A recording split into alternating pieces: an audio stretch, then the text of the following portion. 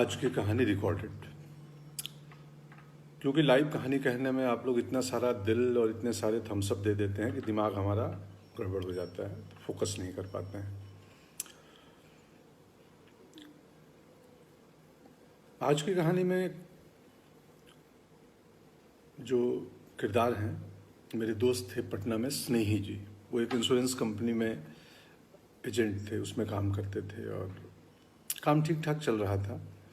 तो अक्सर लोगों से मिलते थे, लोगों को कॉल करते थे कि भाई आप, ऐसा है कि भगवान न करे कल आपके साथ कुछ हो, पर आप ये पॉलिसी वो पॉलिसी।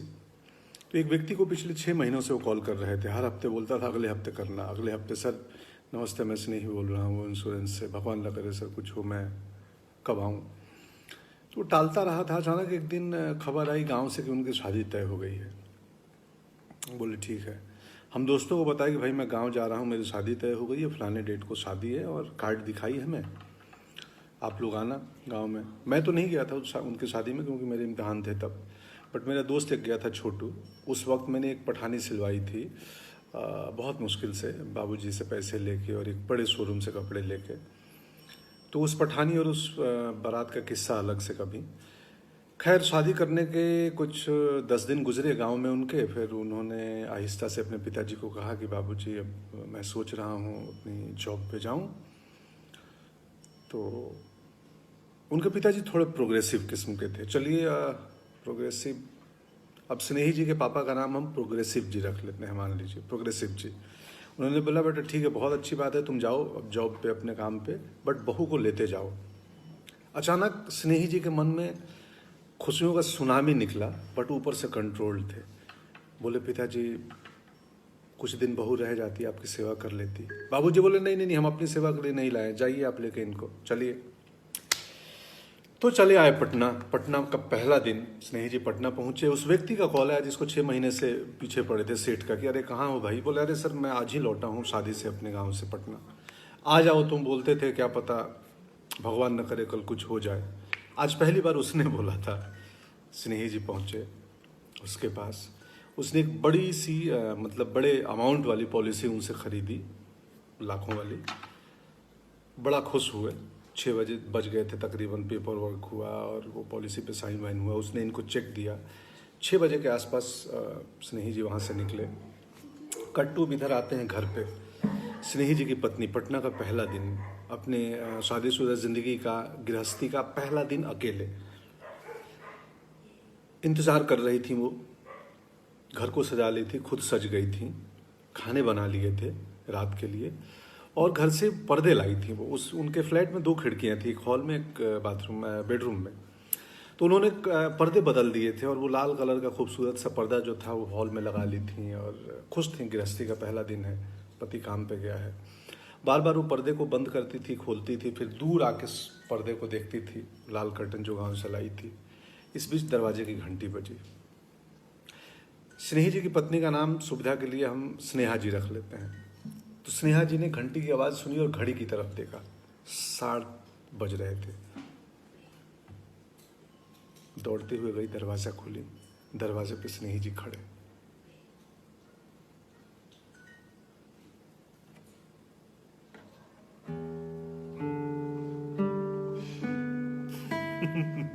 मुस्कुरा रहे हैं और देख रहे हैं।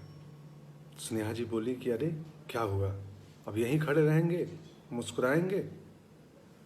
स्नेही जी और कस के मुस्कुराए और उनकी मुस्कान होठों से बढ़ते हुए आंखों तक आ गई। और अचानक उनकी बाईं आंख का कोर जो था वो दब गया, ऐसा आंख मार दिए।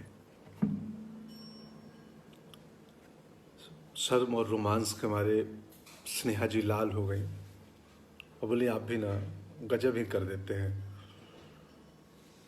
बोले जानती हो, तुमको देख के ना मन बड़ा हल्का हो जाता है, मन करता है चिड़िया बन जाए। अब और शर्म के मारे दौड़ते हुए भागी स्नेहा जी, अपने बेडरूम में गई। बेडरूम में एक बिस्तर के साइड में एक डायरी थी। डायरी खोला, पेन निकाला और उस पर लिखना शुरू किया। क्या लिखा? देखा है पहली बार साजन की आंखों में प्यार।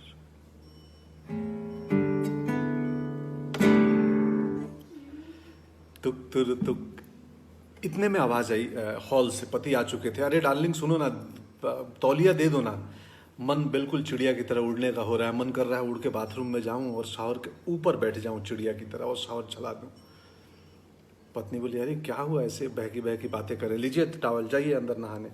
टॉवल लिए और गाना गाते हुए बाथरूम में घुस गए। वो फटाफट किचन से सामान ला के, एक छोटा सा लकड़ी का टेबल था, पहली गृहस्थी की पहला डाइनिंग टेबल, पहली डिनर होने वाली थी। उन्होंने टेबल पे थोड़ा सा जो भी खाने बनाई थी स्नेहा जी सजा दी और बैठी रही। और अचानक वो अंदर गाने गा रहे हैं और नहा रहे हैं। उनको लगा क्या हुआ है आज, इतने अजीब से हरकत कर रहे हैं। खैर वो लौट के आए, खाने के टेबल पे बैठे, फिर वैसी बहकी बहकी हरकतें कर रहे थे। तो स्नेहा जी ने पूछा सुनिए ना, क्या हुआ है, आप कुछ नशा किए हो, कुछ पी के आए हो क्या? वापस स्नेही जी मुस्कुराए और वही मुस्कान उनके बाएं आंख तक पहुंची और आंख मार दिए। और थोड़ी देर बाद बोले हाँ पहली बार पिए हैं आज। स्नेहा जी को बड़ा गुस्सा आया। उठी, दंदनाते हुए बेडरूम में गई, वही डायरी निकाला, उसी पन्ने पे कलम रखी थी, खोला, देखा है पहली बार साजन की आंखों में प्यार। उसको काटा पूरी सीधी लाइन से और उसके नीचे लिखा तूने दिल मेरा तोड़ा, कहीं का ना मुझे छोड़ा, सनम बेवफा। इसमें एक और कहानी है। 6 बजे से लेके 7 बजे तक स्नेही जी कहाँ थे उनकी। शुक्रिया, आज की कहानी ख़त्म। लॉकडाउन को बड़े गंभीरता से पालन करें, अपना ख्याल रखें। और ये कठिन वक्त है बट निकल जाएगा।